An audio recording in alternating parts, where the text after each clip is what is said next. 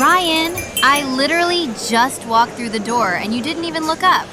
Oh, Sophie, sorry. I didn't hear you come in.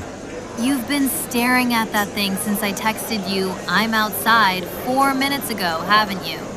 I was on my way to reply. You're impossible. What were you even looking at? Honestly, I don't even know. I opened Instagram to check one thing, then somehow ended up watching a video about how volcanoes form, and then I was in a comment section about...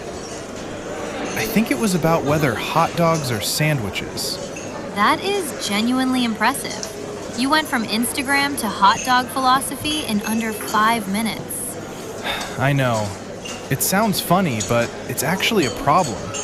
I've been trying to cut down for months, and I just can't. Define try. I set screen time limits on my phone. I deleted TikTok twice. I told myself every Sunday that this week I'll be different. And then by Monday morning, I'm back to checking it the moment I wake up. Okay, but here's the thing. I'm the same.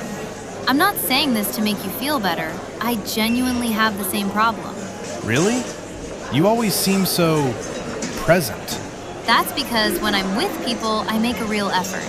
But when I'm alone, it's a different story. Last Tuesday, I sat down to read a book, and I lasted 11 minutes before I had my phone back in my hand. 11 minutes, though? That's actually not bad. It was 2 in the afternoon, Ryan. I had the whole afternoon free. 11 minutes of reading and then 3 hours of scrolling. Okay, yeah, that's bad. I came to the same conclusion you did. Something has to change, but I haven't figured out how. What have you tried? I went a full weekend without social media once, last spring. How was it? The first day was genuinely uncomfortable, like physically uncomfortable. I kept reaching for my phone out of habit and then remembering I deleted the apps. My thumb would literally hover. The phantom scroll. Exactly. But by Sunday afternoon, something shifted. I baked bread. I called my grandmother. I sat in the garden for an hour doing absolutely nothing, and it was actually nice. And then Monday came? And I reinstalled everything immediately. The apps came back, the habits came back. Sorry, I did it again. See? It's automatic. We don't decide to pick it up. Our hands just do it. What are we talking about? Our phone addictions. Oh, perfect topic. I've actually been reading about this, like properly researching it, because I had the same issue. Had? Past tense? Well, mostly had. I'm not perfect, but I'm genuinely better than I was 6 months ago. I used to average 4.5 hours of screen time per day. Per day? Per day, I know. I was horrified when I first checked. That's basically a part-time job, except the job is just making me feel bad about myself and showing me people who seem to have better lives than me. That's a dark but accurate description. So I started actually learning about why it's so hard to stop. And the thing is, it's not a willpower failure. It's a design problem. What do you mean? These apps are designed by teams of extremely intelligent people whose entire job is to make you stay on the app as long as possible. They use variable reward schedules, the same technique used in slot machines. Every time you scroll, you don't know if the next thing will be interesting or boring. That unpredictability is what makes it addictive. That's a genuinely disturbing thing to know about something I use every day. It is, but knowing it helped me, because once I understood it wasn't just me being weak, it was a deliberate mechanism. I felt less guilty and more strategic. Okay, so what did you actually do? First thing, I moved all social media apps off my home screen. Just that one change, having to search for them, adds enough friction to slow down the automatic grab. Friction? The idea is that every extra step between you and the behavior reduces how often you do it. If Instagram is right there on your home screen, you open it without thinking. If you have to swipe through 3 screens to find it, you at least have a moment of decision. That's actually clever. It's not about willpower, it's about making the habit harder to do automatically. Exactly. The second thing I did was charge my phone in the kitchen at night. Phone doesn't go in the bedroom. I've heard that one. I just never actually did it. Because we think we need the alarm. But I bought a $5 alarm clock and the problem was solved. Now when I wake up, my first move isn't to reach for my phone, it's to make coffee. And the morning is the most dangerous time, right? If you start with the phone, you've kind of surrendered the day. You set the tone, and the tone you set at 7 a.m. tends to last.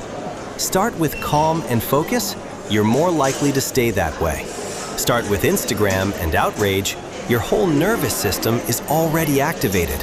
What about during the day, though? The mindless checking at traffic lights, in queues, and boring meetings? This one was harder. What helped me was replacing the habit rather than removing it. When I felt the urge to grab my phone, I'd take 3 deep breaths instead. Just 3. It sounds silly, but it breaks the automatic loop. Did you always manage it? No, maybe 40% of the time at first. But that 40% added up, and it gradually became 50, 60. What's your screen time now? About an hour and 20 minutes a day, down from 4.5. 3 hours less. What do you do with that time? I started cooking properly, reading again. I've read more books in the last 6 months than in the previous 3 years. I go for evening walks. I just have a life that I'm actually present for rather than documenting. That last part really got me.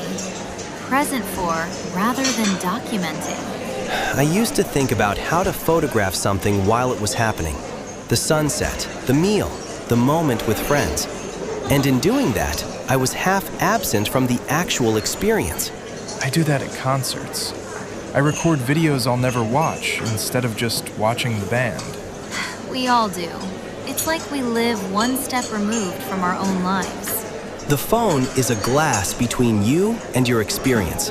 Sometimes you need it. Most of the time, you'd be better off setting it down. Okay, I'm going to try 3 things. Move apps off home screen, charge phone in the kitchen, and that 3 breath thing when I get the urge. I'll do it with you. Same 3 things. And we check in on Friday? Accountability partner system. I like it. And honestly, start by just checking your screen time right now.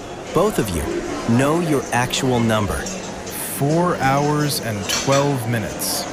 Today, it's 2 p.m. Mine says 3 hours 47.